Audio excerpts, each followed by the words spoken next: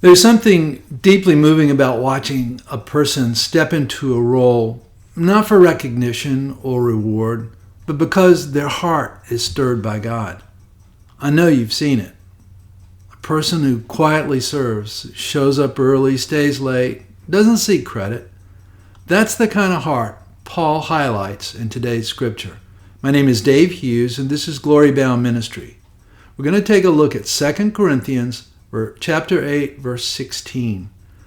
But thanks be to God who puts the same earnestness on your behalf in the heart of Titus.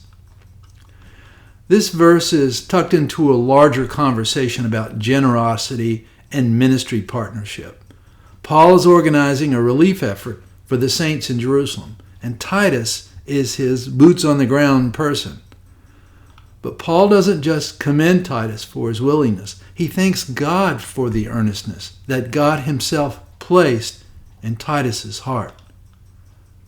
This wasn't human ambition. It wasn't obligation. It was godly motivation, I think.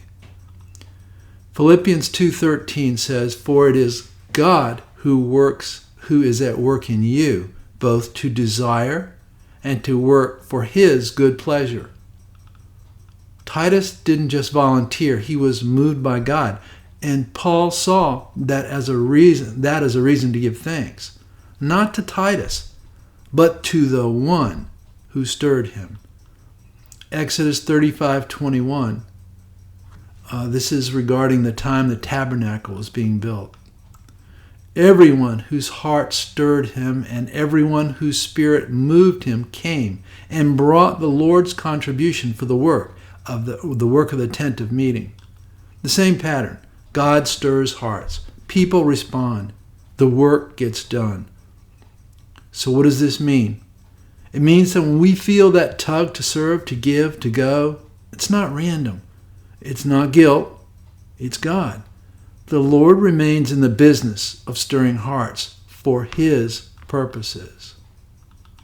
And when we see others respond to that call, we should do what Paul did. Thank God, not just for the work, but for the willingness behind it. This is especially relevant in our church age when the gospel is being spread and the harvest is plentiful. As Jesus said in Matthew 9:37-38, the harvest is plentiful, but the workers are few.